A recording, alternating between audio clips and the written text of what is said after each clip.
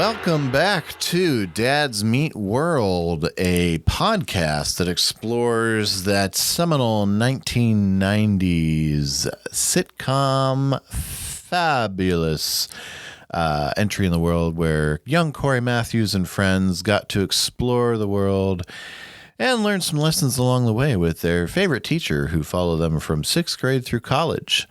I am one of the two dads that hosts this hour-long retrospective, and I spend far too much time talking in this intro, so I'm going to turn it over to my co-host and introduce you to him. I am Tyler. I am also a dad, and it's okay, Brett, because I talk too much too. That's why we get along. Oh, yes. Talking is fun, but yeah, I spent a few days sick last week, so I guess I got a little extra energy in my system. I'm sorry, I wasn't week. listening. I was thinking about what I wanted to say next. What'd you say? Yeah, that's about par for the course there. Oh, so have you ever had any nice squirt gun battles? Oh my gosh. I'll go ahead and tell this one real fast because I think this fits in line of the episode. Mm-hmm. When I was a young lad, I think I was in 3rd grade, I want to say, I got grounded for the first time. And apparently my dad had just worked on the ceiling at our house. And so my brother and I and a friend of his was over, and we got into a water fight in the middle of the house. We had like those spray bottles because, you know, I've had a cowlick my whole life. And so my mom like would literally just douse me, you know, in the morning. And so I had one of those. I think my brother at one point used the actual like hose in the kitchen sink. We were just throwing all sorts of cups of water all over the place. And we cleaned it up. You know, it wasn't that big of a deal. But apparently we left some residue on the ceiling, angering my father. And so we weren't allowed to do anything for the whole week. Besides...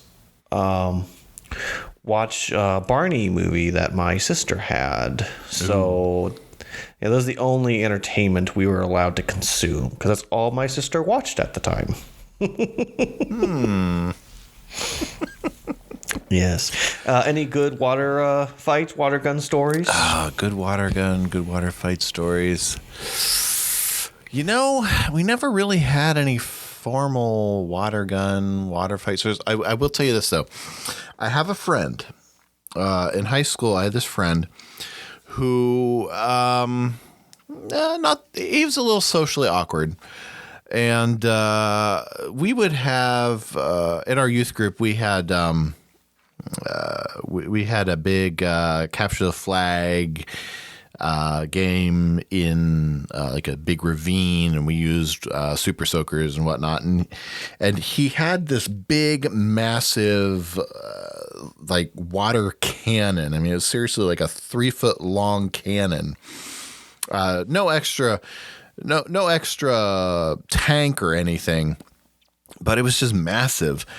And after the matchup, after everything was over, we were just kind of hanging out, chatting in the parking lot. He started to tell us about what he had done with it a couple of days earlier, I guess it was. He had been home alone, and someone knocked on his door. And it was a couple of Jehovah's Witnesses. Oh, no.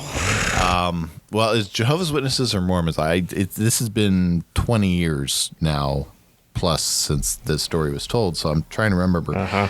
It was either Jehovah's Witnesses or Mormons. It could have been either one in that area. Who knows? But either way, they were going door to door doing the proselytizing. And they asked him something along the lines of, do you know the Lord, or would you like to meet the Lord?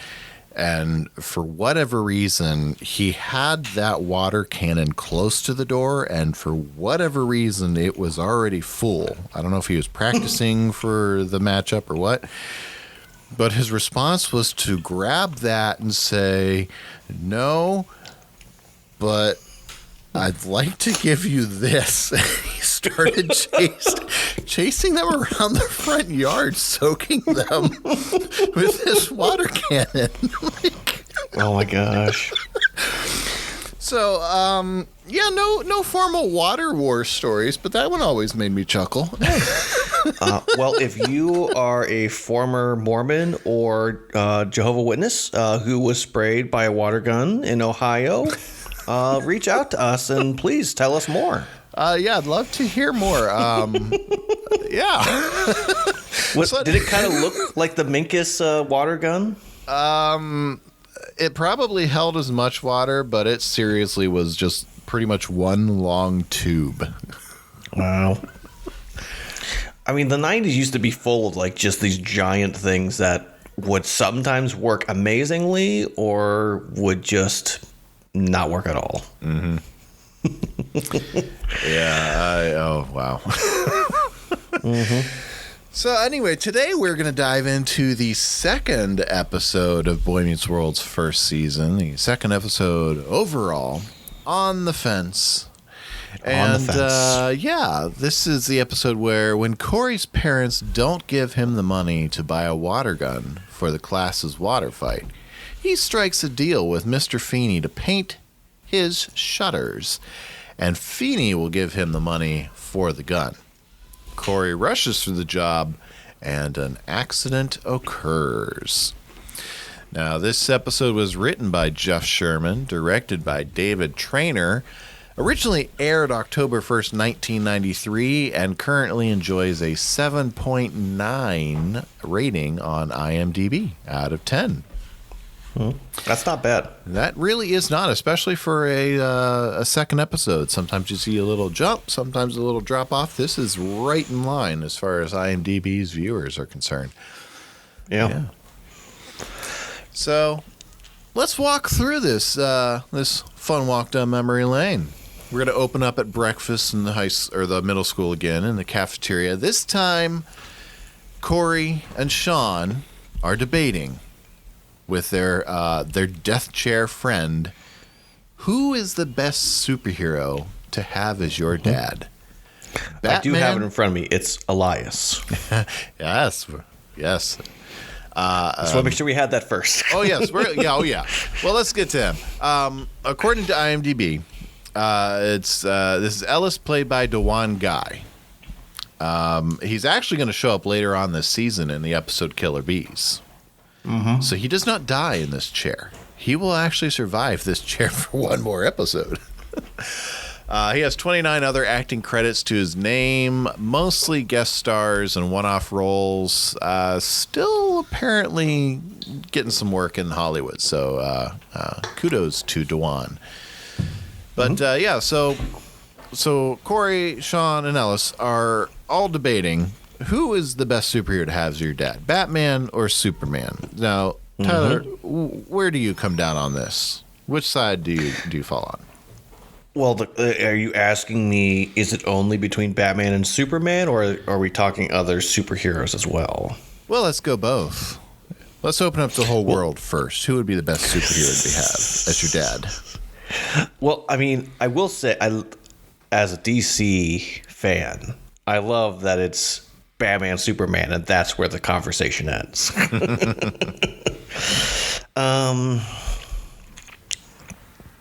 Problem with every single superhero is if you're their loved one, you're either going to potentially die or live a miserable life. Because they are too dedicated to either being a superhero or they're too dedicated to the other thing they're doing, and on top of that, being a superhero. So, I mean, I guess if I'd have to pick someone,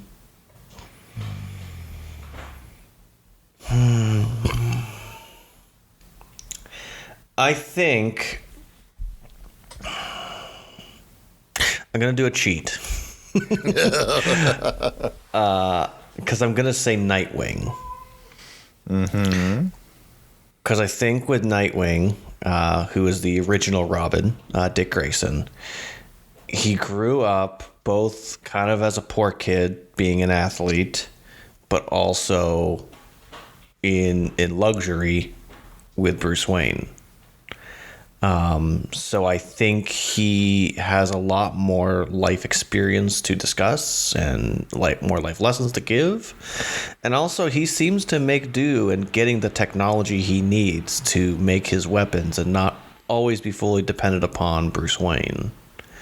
So he's very useful, reliable, and it could be because he has money set aside from Bruce Wayne. Who knows? But, Dick Grayson will probably always be top tier, my favorite superhero. So I named a kid after him. He's definitely definitely tops in my book as well. I would fall in with Superman. Now I'm not worried like Corey is that he could see through walls, but Clark Kent was raised in the Heartland with solid morals and with solid parenting, so he's got all that grounding.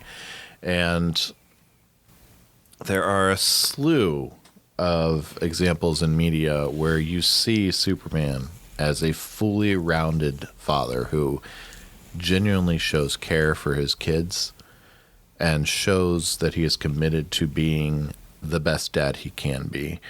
Whereas a character like, Batman, okay, emotionally unavailable at best. Okay, then. Yep. So we got Sean and Ellis go for Batman. Of course, they're going to be a ward. What's a ward? How do I get to be a ward? I'm going to be rich. Corey wants Superman, but, Sean says he can see through walls. And we get our first appearance of Minkus. Yes, Minkus, the classic Minkus. Who I will say, as we were watching the first season, I think Minkus was my son's favorite character. Was he really now? I was kind of disappointed he disappeared. Yeah, and so Sean and Ellis are comparing their ridiculous, really not ridiculous super soakers. I mean, I saw these kinds all the time in the 90s. Mm-hmm. And they take shots at Minkus, and you really shouldn't do that. They rile Minkus up, and then he pulls out this comically large, what looks like an instrument case, and pulls out this one is a ridiculous water gun. Go ahead. Make me wet. And, it's just a lot of fun. A little escalation here, escalation there. You get to see Ellis and Minkus in a standoff. And in Minkus's first appearance, he's not just complete nerd. You get to see Minkus actually have a little bit of a spine. Yeah. He's not going to be pushed over. He's not going to be bullied. He's going to give it back. Yeah. And, initially he was just going to do his own thing. He was reading his book, and, the boys are having their own thing. And Corey doesn't have his water gun yet. Apparently this big water war is scheduled. The synopsis says it's the class, and Corey walks over to the water fountain. He's trying to play it all cool. Well-placed water balloon gives you just as much splash for your cash. Turns around, not everyone's going to have a humongous water gun. Turns around, everyone does. It's a trope, but I'll allow it. It's fun. And of course, he gets soaked. I want to know, how did all of these young people get their water guns fully done and no one noticed? What's really curious to me, I can buy at this point in United States school history, you're not really searching bags, so they could probably conceivably get these water guns in school. The water war is not immediately after school. There is enough time for Corey to go home, try and schmooze both parents, paint multiple shutters with multiple coats, go buy a water gun, and then convince 3 friends on their way to the water war to do his work for him all before this water war takes place. So why do they all have their guns at school? Yeah.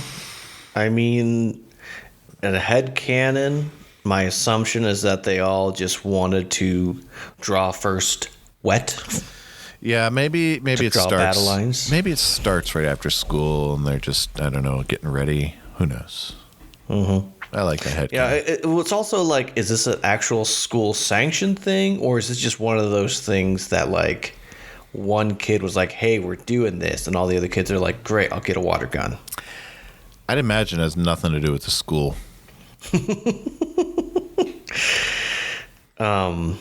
Yeah, I would imagine so as well. Yeah. Oh, yeah. But yeah, of course, Corey gets soaked by everyone with their water guns. And then as soon as Mr. Feeney walks in the cafeteria, everyone stops, hides their guns so well. And we get that wonderfully dry wit from Mr. Feeney. Mr. Matthews, the drinking fountain is not a toy. And it's just visual comedy from that point. You get Mr. Feeney dipping down, taking a sip, demonstrating that the water fountain can be used properly, and Corey just kind of doing his smiling, and when Mr. Feeney walks off, he just kind of melts a little bit, collapses almost, and then we get our fun little credit sequence. Did Corey just be in wet clothes all day then? I would imagine so.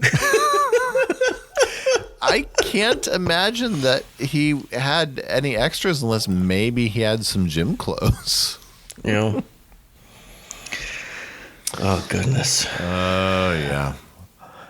So we didn't really talk about the opening credit sequence in our pilot episode, and this is the only season that we get this kind of an opening sequence where we get all the main cast get their own name in the credit sequence. It's actually a real credit sequence where we're really trying to introduce everything. It's pretty much Ben Savage on a green screen with people throwing things at him.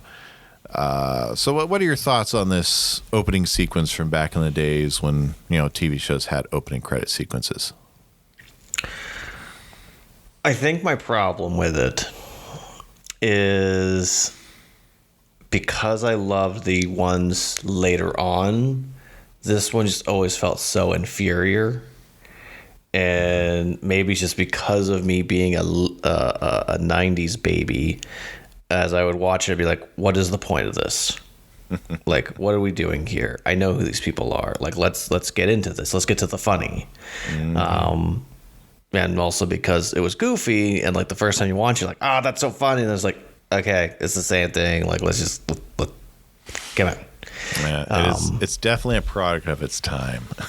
Yes, it feels very.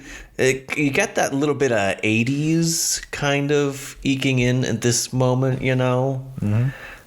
I always think that's so interesting about about these kind of time frames of when this came out is that like you still have some of the old decade that creeps into these shows, Mm-hmm.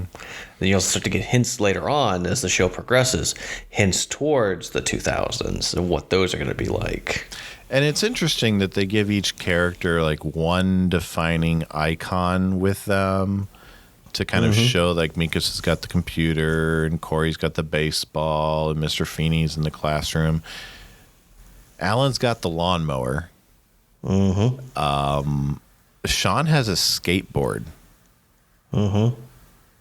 I'm really trying to remember seeing Sean on a skateboard very much at all. I don't think he ever does. Yeah. Maybe we're wrong. You could tell us. Tell us if we're wrong. Has Sean ever ride a skateboard? I don't think he does. I have seen Boy Meets World beginning to end many, many times, and in this moment, I am hard pressed to remember a scene where Sean's on a skateboard. I mean, I'm sure they put it in there to indicate, hey, here's the cool kid, but still. Mm-hmm. But yeah, Right. that's our credit sequence. That's what we'll say about that. Well, I think what's so interesting about the credit sequence too is you can tell it was kind of made after several episodes had been like worked on, because they never had a third friend. It was just Ryder Strong, and that's it. And it did take them a while. They wanted to have that third friend. They didn't initially. They did not set it out to be Corey and Sean. They wanted a third person to fill that chair. They couldn't find one to make the chemistry work. And by the time you get into 4 or 5 episodes in, they just really settled into Sean and they ran with it. Yeah. I mean, they will get to a perfect trio. It just is going to take some time. Yep. It will. We'll see that in a few episodes. So we come back from the credit sequence. We're in the Matthews kitchen, and Alan's coming home from work. Hi, hun. What's horrible? Love that so much. I can totally relate to Alan coming home from his day at the Market Giant. I don't think we know it's the Market Giant yet. We just know he's a grocer. Yep. We know he's the manager at the supermarket. But I can relate to this thought. You come home from work, and you're straight into fixing something around the house or prepping dinner or going right to one of the boys' baseball games or something. But I can relate to that. I really can. Alan's grabbing some wrenches. He's got to go upstairs and fix the boys' bathroom. And Corey then goes into schmoozing Amy for his water gun. Yeah. Do you ever find yourself in Alan's shoes coming right home from work and, got that hi, hun, what's horrible moment? Yeah. I feel like more days than not are come home before you even say, hi, I love you, how's your day? It's here is our crisis. We need to figure this out, and we need to figure it out within the next 10 minutes. Go. Yeah. Because, so we are the dads meet world. We also have the moms meet world. The moms are trying to figure out how do we keep things afloat. And when dad comes home, it's like, okay, now you get to help us paddle or get water out of the boat. Either paddle or bail, your choice. Yep. Exactly. Indeed. So Alan rushes upstairs to fix that, and Corey's showing off this. He's got this whole brochure for this water gun. And what's up with that? They actually used to do this. I don't remember ever having one to show off because we weren't a family that really put out lots of money for squirt guns. We called them squirt guns. They weren't really water guns most of the time. Right. The only time I ever owned a Super Soaker, it was like a cast off. Someone gave it to me. I never, my family never had the money to buy them. $50 for a squirt gun was ridiculous around our house. That is ridiculous. Yeah. But yeah. And so, and there was this quote from Eric in the background that just, for some reason, it caught my ear when Corey is just kind of catching I know what on, you're talking about. catching on that Amy knows what's going on. Do all women have antennas on their bodies? I don't know. They won't let me look. Yeah, I caught that. I wrote in there like, Eric made a dirty joke. Oh yeah, we're only into the second act on an 8:30 show, and it's not a prominent one. It's they hit it, but it's just I don't know. It's funny, but Amy catching on. This is an intelligent mom. Oh, Corey, what a lovely and sincere compliment, and I just know that you wouldn't spoil it by asking me for something. But again, that's what's so great about Amy. Is she knows, well, I'm going to say it like this because I don't want to ruin this. So go ahead. Are you going to ruin it? And what's that you're wearing? A dress? Not going for, your hair looks nice or you smell nice. What's that perfume? You're wearing a dress? Well, and I don't want to get us going too far ahead, but the fact that Alan comes down like only a few minutes after going upstairs is really impressive, and I think he has missed his calling as a plumber. He may have. Well, Corey, he's got this hard sell for this Hydrosat 3000Z. It's just fun to watch with this cell. I mean, he's got this whole situation worked out where the living room's on fire, and you're tripping over Morgan's leg because she died. Because she's just interrupting him. Why? Because you died. And he gets dark for a moment and then goes back into it. And you know what, Cor? I'll just I'll take my chances. But again, we have Morgan being super cute, just trying to be supportive, trying to help her brother. Just gives nothing but sass back to her. Yeah. And, Alan comes back down. You mentioned he fixes the problem with the sink, and he also fixed the toilet. It doesn't geyser anymore. Who knew they had a bidet before bidets were cool? Yeah, that's a bidet. Like, goodness. Yeah, I mean, hey, apparently it's very refreshing. I've not tried one, but hey. Corey tries to turn on the charm for him. I bet you save some money being able to fix that yourself. What's he want? Oh, yeah. And, Alan's got some great advice. Hey, maybe for Christmas. Great. I'll be the only kid spreading pneumonia in December. And Corey's just he's just very sarcastic when he doesn't get his way. I don't know any children that are like that at all. No. None. No. Well, I think it's just so funny. He turns so quickly from I'm trying to smooze my parents to I didn't get what I want. I'm going to go pout away now. Oh, yeah. He sees the futility of his efforts, and he just decides to give up. And his first comment to Eric when he walks in the room, if they can't afford to buy toys for 3 children, why'd they have 3 children? Already he's forgotten his lesson from Mr. Feeney last week of love. And already he's back to consumerism, just like any other 11-year-old American. Yeah. Well, I mean, that's so true, though. Like, you find the thing you're angry about, and it's like, hey, if you can't afford us, why have us? Exactly, yeah. And, he's in his room, surrounded. First of all, he's in his room he shares with his brother in 1993, where they have their own bathroom. Granted, they do share it with Morgan. We'll find out a few episodes down the road. But he and his brother effectively have their own bathroom. They're in a room big enough to house both of them with desks for both of them. They have a window, a nice bay window. They clearly have enough money to have baseball memorabilia, basketball, some hockey, all kinds of sports memorabilia plastered on the walls.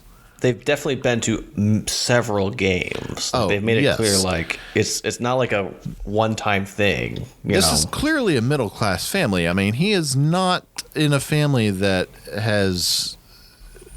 I mean, clearly, both parents work somewhere. We know Alan works at the Market Giant, or we know he's a grocer at this point.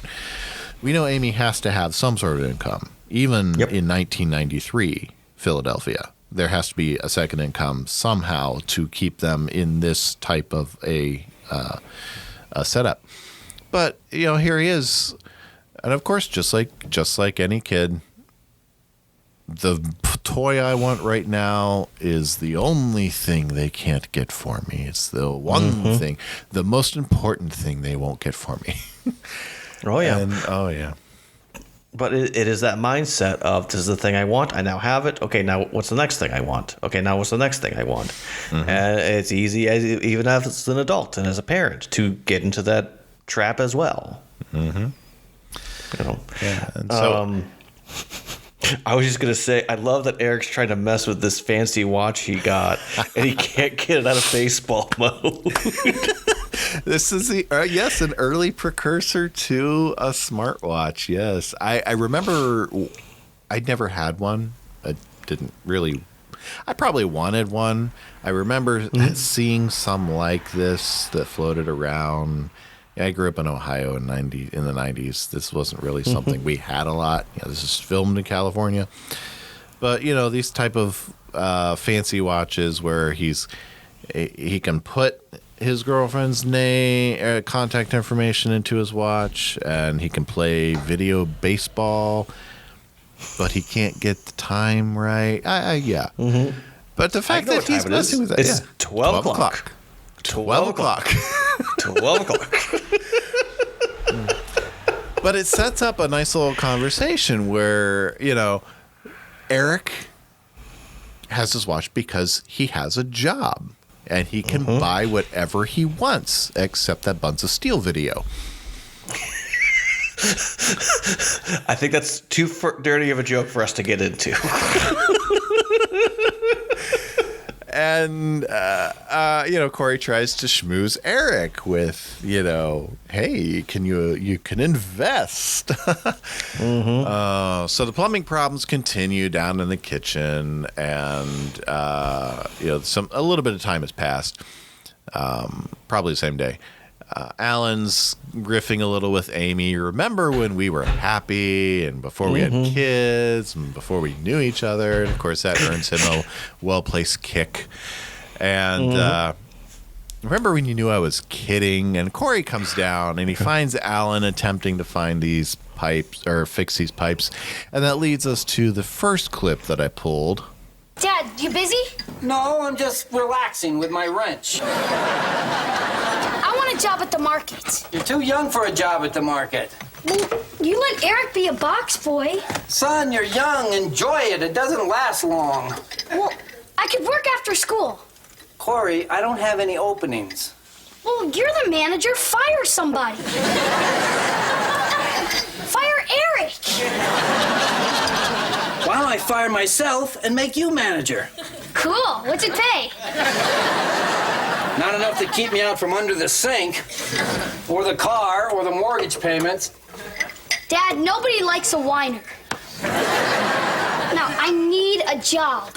You need to be a kid. I don't want to be a kid. That's too bad, because once it's gone, you can never get it back. I want to be able to afford stuff. So do I!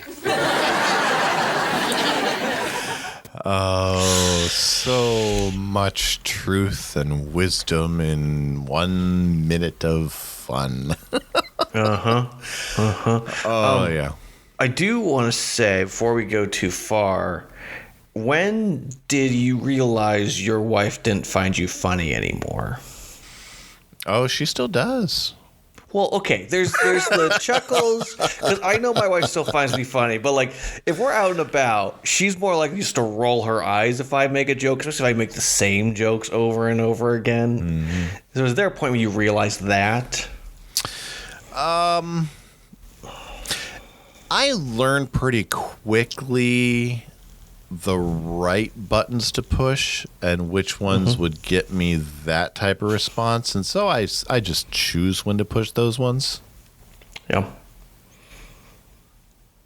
So yeah, like we'll bicker. We have fun bickering. Like, when Alan and Amy are having their little moment there before Alan starts fixing the sink, we do that kind of stuff all the time. And I don't see Amy as not being. I don't see her as being offended or hurt or anything by that. I see her as playfully. I see that all as playful. No, I agree completely. I thought about that as we were looking through all this, and I just thought about when we had Grayson, and it very quickly turned from, my wife would laugh at my jokes, and then she got pregnant, and then for whatever reason, she just wasn't laughing as much as she used to. Yeah, and she might, Kelly might have a different perspective, but she still finds me amusing, and I think I've learned which buttons to push and which ones not to, and I just choose when to push those buttons for my own amusement, I guess. Exactly, and that's probably the more problem than anything else.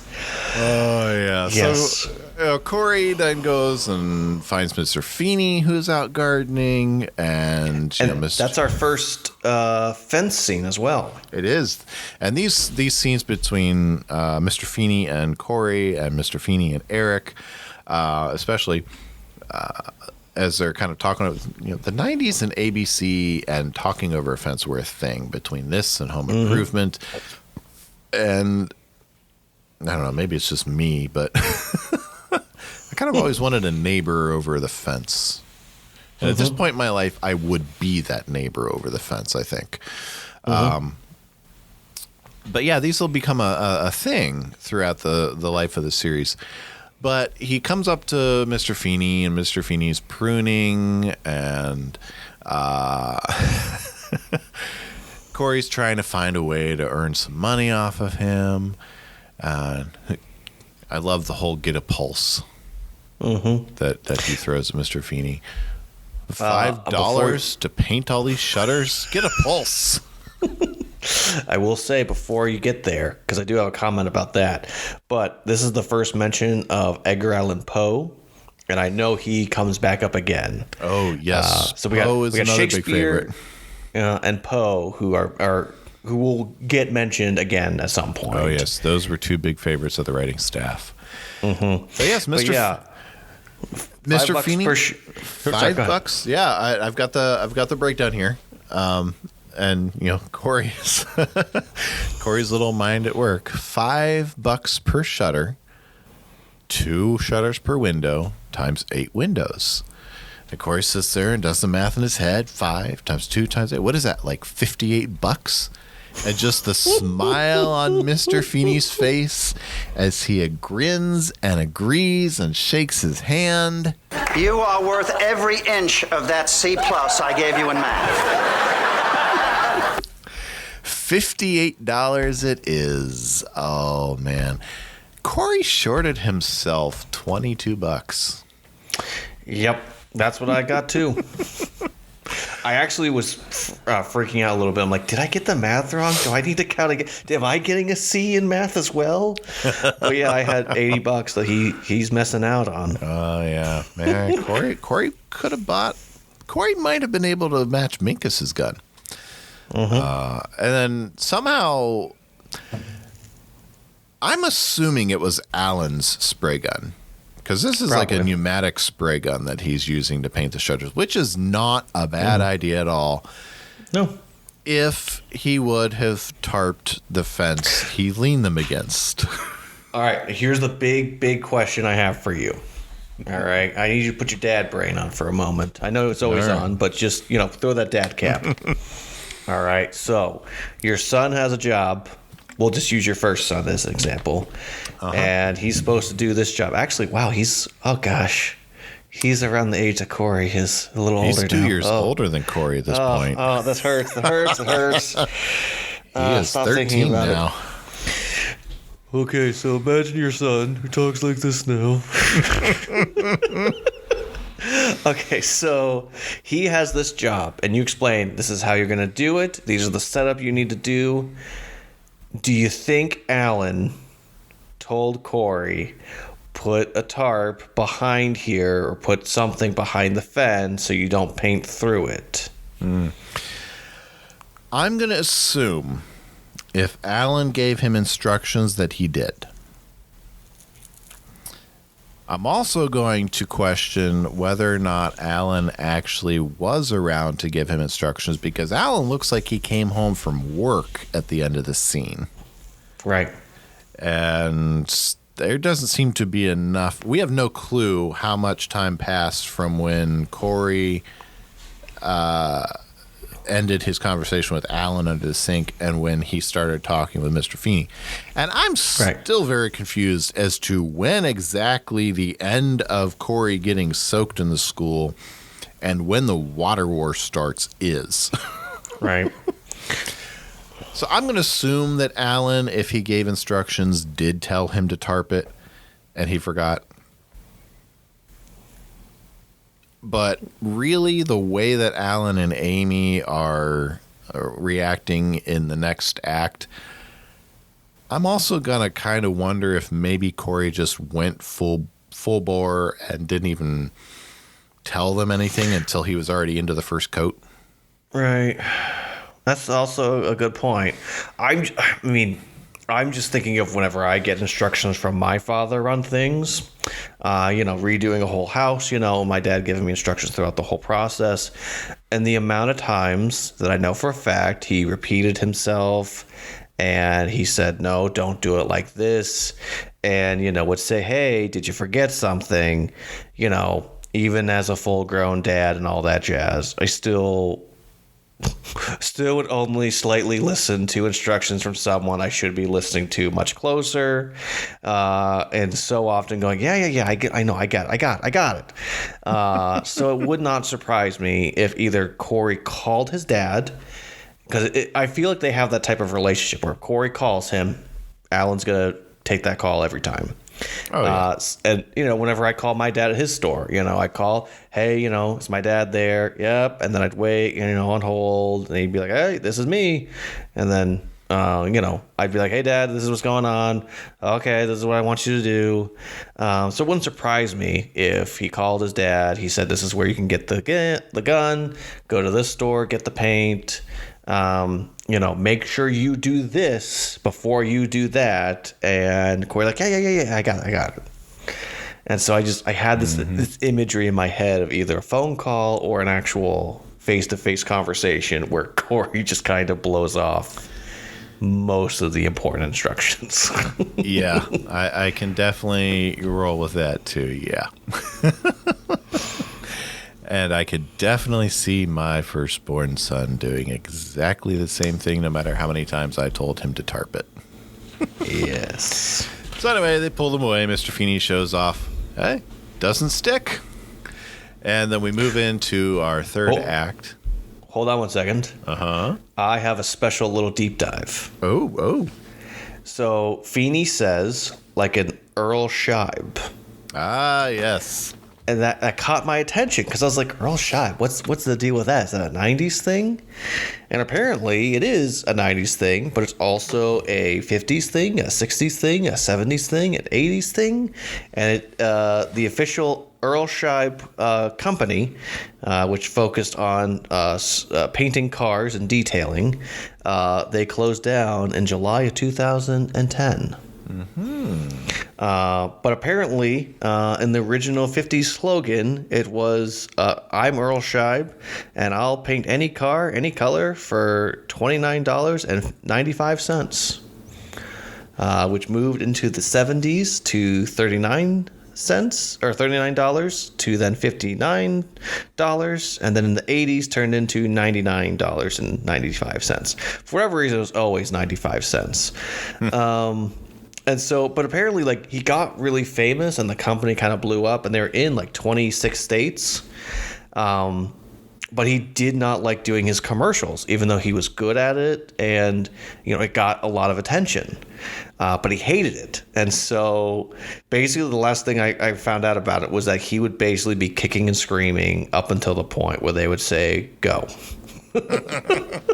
So even though he was good at doing the commercials, he hated it, couldn't stand it. So yeah, that's Earl Scheib. All right. He acquitted himself like a young Earl Scheib. There you go. And now, dear listeners, you know who Earl Scheib is. Yes. Oh, also, I'm sorry, I forgot to do this earlier, but I have one other tiny miniature deep dive, and it's going to take a lot less time too.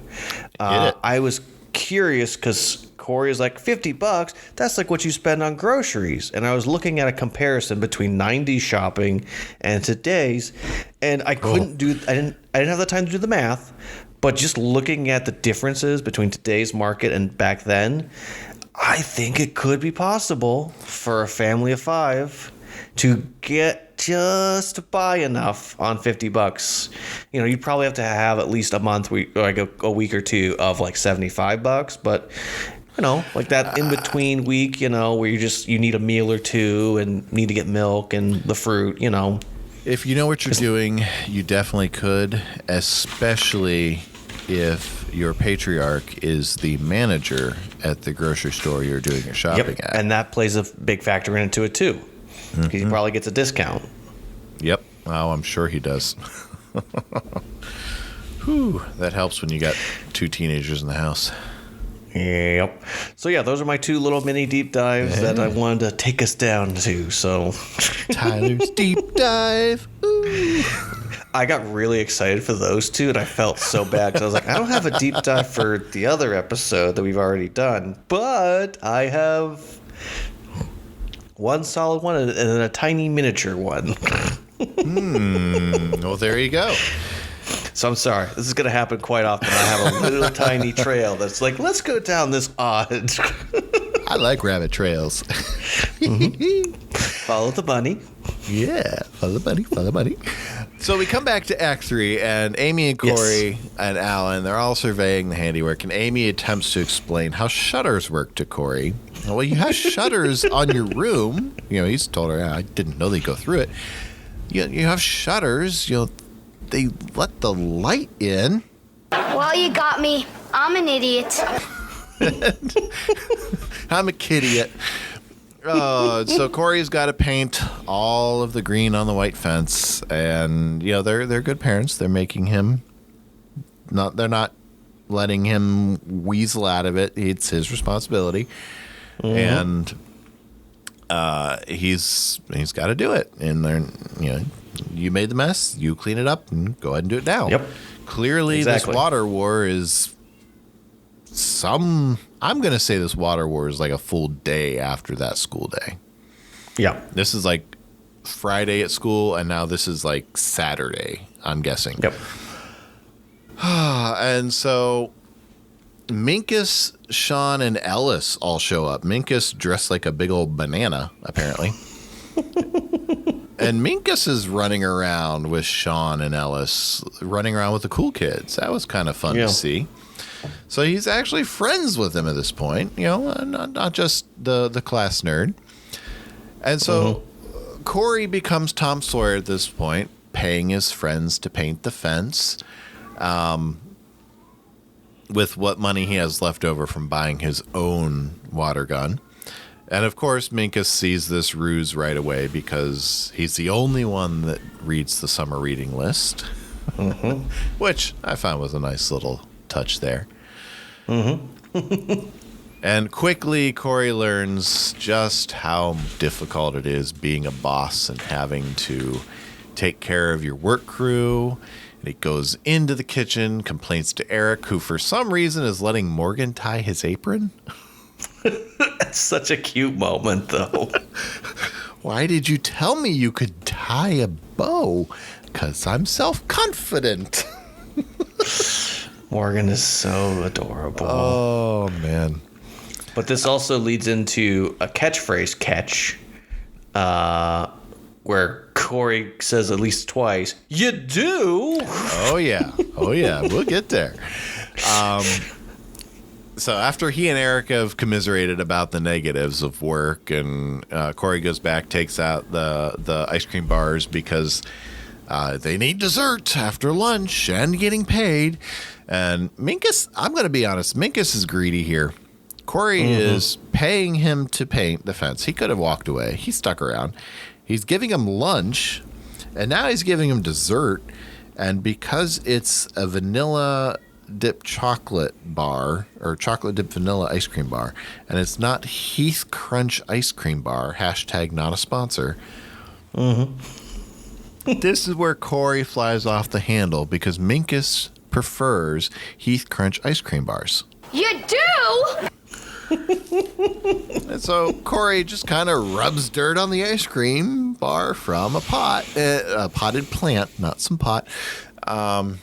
I really can't say Minkus wasn't asking for it at that point, but, of course, at that point, Corey's burned any bridges and used up all goodwill he had, and the boys run off, leaving him to what looks like about half to a third of the fence left to do. Yeah. Well, I also will say I think I have a theory that Minkus has money, which is A, why he can afford the big giant gun, B, why he is so smart because he has parents that pay for tutoring and all that jazz, but he probably wants to be in public school. That's why he's there. Minkus does appear to be the stereotypical well-to-do nerd from the 90s. Yes. If he can afford that banana get-up for the water war and that squirt gun, yeah, he definitely is. So the Mr. Feeney comes out and catches a paint dribble. Corey turns it up to 11 again. You do?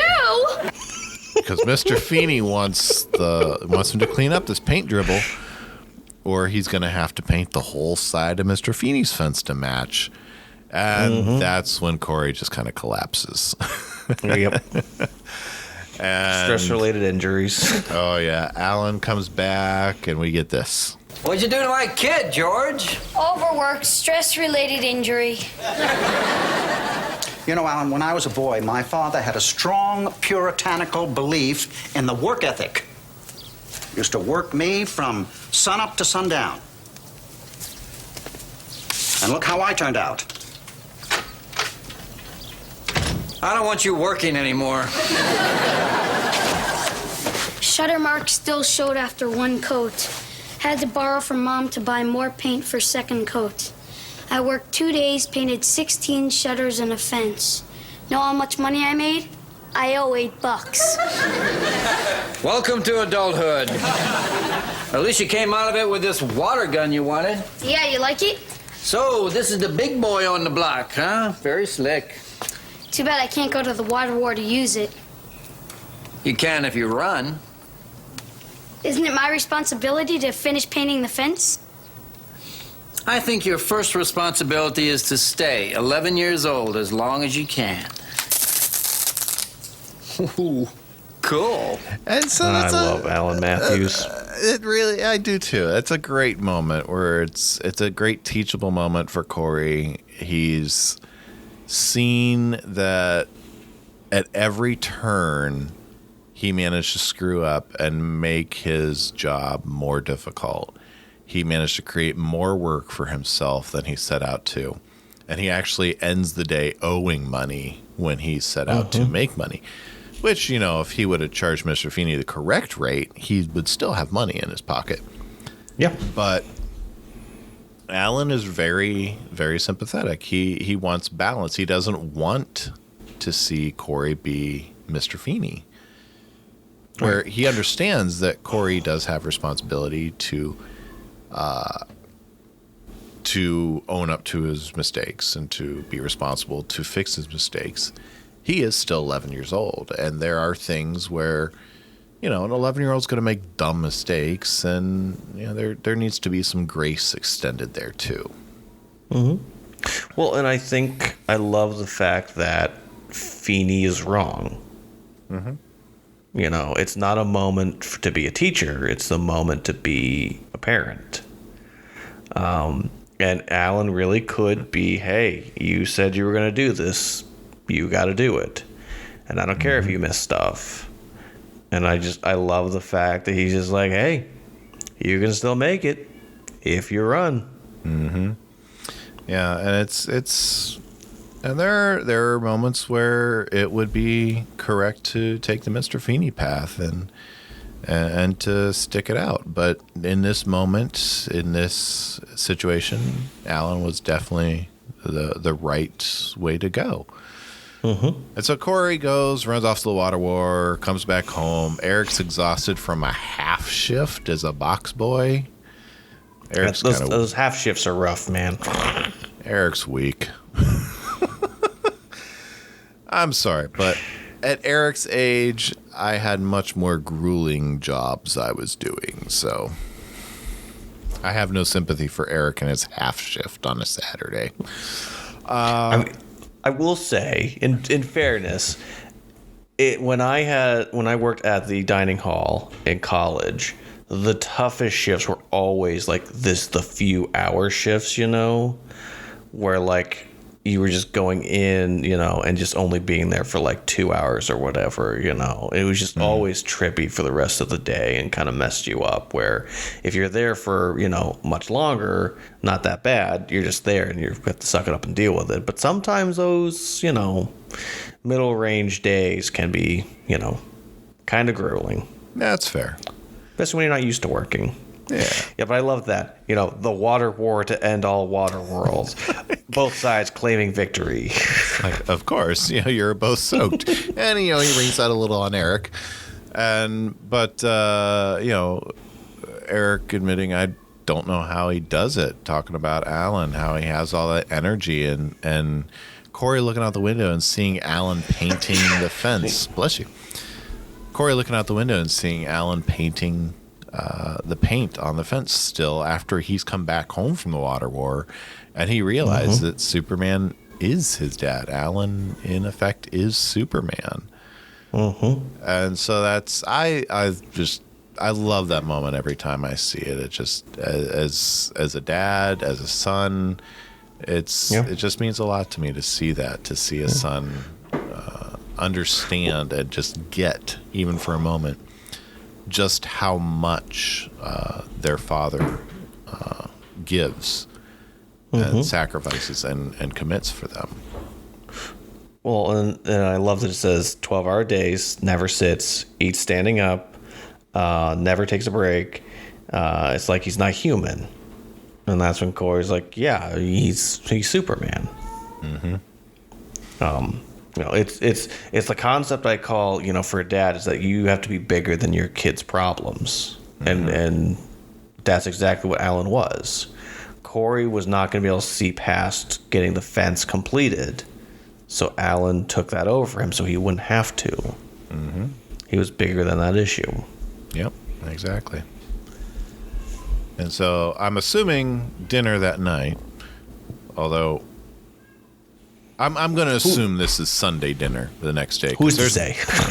There's no way Corey had time between that moment at the end of the water war and this dinner to have done everything he needed to for this to happen. But well, if you're going to the special water gun store, Brett. But, Corey decides to call Alan out because he's taken his job and taken his responsibility. Hogging all the work. Yeah, hogging all the work. And he pulls out this smaller water gun and, shoots Alan with it. And, tells him, check under his side of the table. And this really great, heartwarming moment where Corey shares that he sold his 3,000 for two 1,500s so that Alan can have one, because it's a callback to where Alan said, you're only a kid for so long, and you can never go back again to being a kid. But with this, Corey's plan is that Alan can come back and visit. And it's just really great. And of course, Amy gets in on it, and she wants to know, wants to know if there's no squirt guns, there's no shooting water in the house. I mean, but you wouldn't think that way if you looked under what's on your side of the table. And of course she looks. What do you think, I'm made of money? She looks under her side of the table and... What do you think, I'm made of money? Nice. And she goes over, she pulls the sink sprayer. Eric's screaming, don't hit my hair. And they all wind up out in the patio. And I'm just seeing this now. Morgan says, hit his hair. So Morgan is antagonizing. Yep. That's such a younger sibling thing to do. And then Morgan climbs up on the counter. Cookie, Morgan? Sure, I'd love some. And then we come back with the tag. They're all in the backyard. Just a, fun little moment. The water wars moved in the backyard. Morgan has decided to call 911. And it's just... She can't get down. What else can she do? Yeah. They just shot the neighbor. Oh, yes. Too good. Mommy, what's our address? Oh, yes. Oh, yes. So, with all of this, this is our second episode of the first season, On the Fence. And that is how we end, with Morgan calling 911 on her parents. And hopefully, they're around next week for another one. Hopefully she gets off the counter. Yeah, really. I don't know how she's gonna get. She's gonna eat all the cookies and jump down. And so, let's move into looking at the lesson that we learned from this week's episode. Mr. Feeney's my teacher. He hates me. So, Tyler, what lesson did you learn from this episode, be it from Mr. Feeney or from someone else?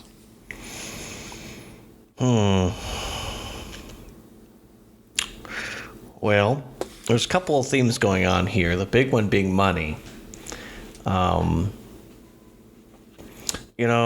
think I'm gonna take the approach as a son, and I think I need to learn more as a son to make sure I take all of the instructions I'm given, because it's important and it's valuable. And I need to be better about not just brushing it aside and not just going, hey, you know, I get it, I already understand, whatever. Because I think sometimes my ego gets in the way and I think I know best, even though I don't. I don't have the experience to be able to have the ego I think I deserve to have. But that, you know, it includes other things as well, you know, of me not just assuming I know just because I have a conversation in my head and I think I know where things are going to go. I need to allow others to surprise me and not just assume I know everything. You do? Nice. Oh, that's going to get a lot of work this season. I'm going to miss that when he gets older. My lesson, my takeaway, enjoy youth while you're young and appreciate, especially when you're younger, because when you're older, it's a little easier to see, but appreciate the work and support that your parents provide for you. Mm-hmm. You know, it's a very simple lesson, but it's something that you know, I didn't take time a lot to see the things that my parents would sacrifice for me or would provide for me. And you know, I missed the forest for the trees a lot of times as a kid. I was dumb. I was a kid. Mm-hmm. And especially now as a dad looking back, I can see where my own father would do the kinds of things that Alan would, or where my mom would step in and take the kind of parenting tack that Amy might at times. And you know, I can see where my parents supported me and allowed me to appreciate my youth and enjoy it while I was young, and allow me to learn things in different ways instead of just, you know, letting me become Mr. Feeney. Yeah. I mean, there's nothing wrong with becoming Feeney, but, you know, oh no, there's more to life than just work. Exactly. There is a balance.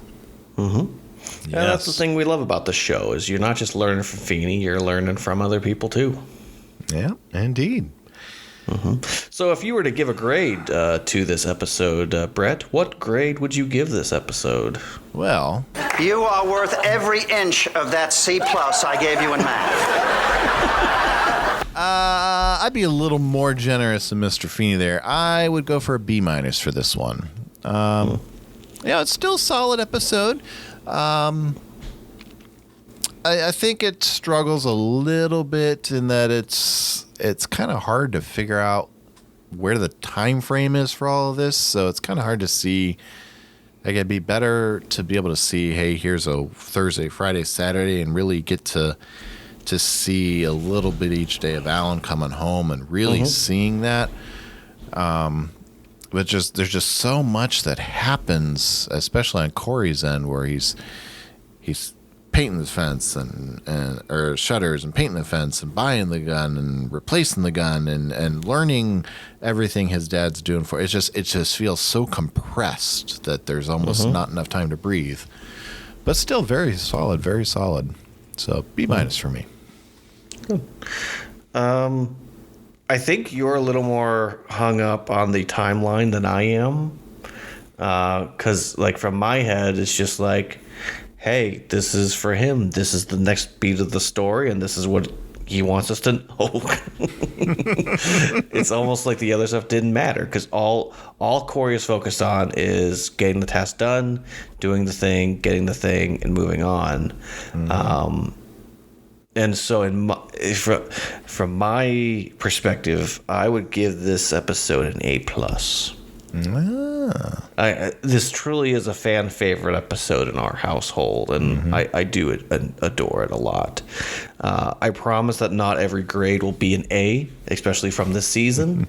But I've warmed up to this season quite a bit, especially this episode. I've been seeing it more through my son's eyes, and also as I am coming home more and having a mess to deal with, you know.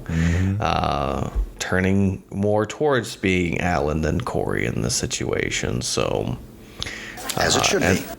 Yes, but also that classic ending of, them fighting the water fight in the backyard and Morgan calling the cops on them just gets me every time. That ending would not fly today. I don't care what show you're on. It would not fly today, sadly. No. They just shot the neighbor. I feel so sad. It's such simple comedy, and sadly it would not fly today in our world. And Yes. she's so cute. Oh, yes. So innocent.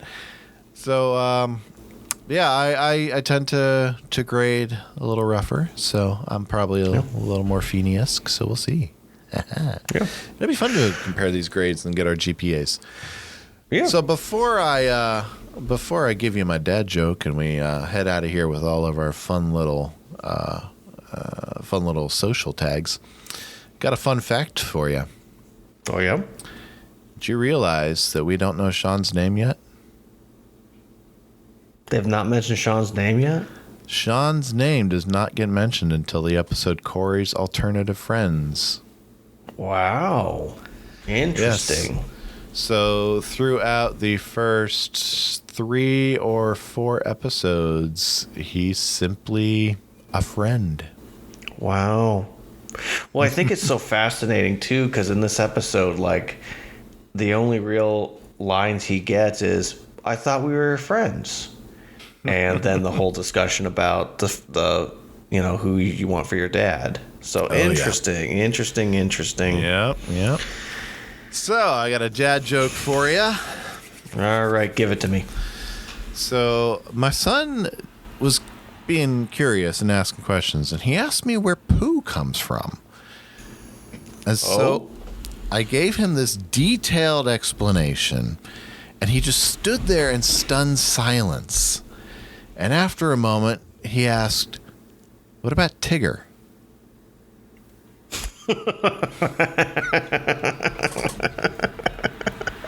Oh, nice.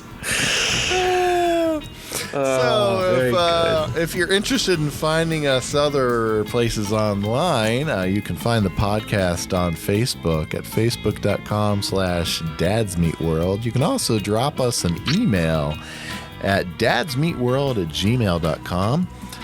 And we have a Twitter, right? We do not have an official Twitter handle. Oh, we do not have an official Twitter handle. But we handle. have our own personal Twitter handles, which you can always follow us there, because I'm sure we'll end up posting episodes there. You can find me on Twitter at Tyler Volk. And you can follow me on Twitter and on Instagram at Dr. Headley Art. I think we should set up a Twitter, because we talked about having a poll. We talked about having a poll and inviting people to share their grades. We did. There may be a Twitter by the time you... Look in the show notes. If we have a Twitter account set up, we'll put it in the show notes. Yeah. And you can find us. You can find us wherever you get your favorite podcasts. Yep. Apple, Amazon, Wall Street Journal podcast catcher, whatever's out there. I know that's really not a thing. Piggly Wiggly. Mm-hmm. Market Giant podcast feed. Yep. Anywhere you get your favorite podcast, we will be there. And we thank you for checking us out. Feel free to give us a nice review. And hey, if you leave a review for us and it's friendly, we'll read it on air. Yeah. We're like that. Yeah, we like positivity. Yeah, so until next time, I am Brett. And I'm Tyler. And we'll see you on Dad's Meet World. See you later. Good looking. See you later. Good looking.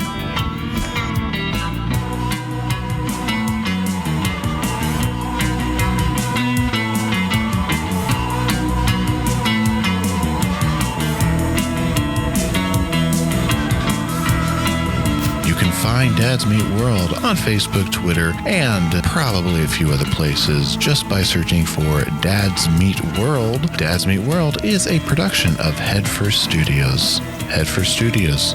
Tell your story.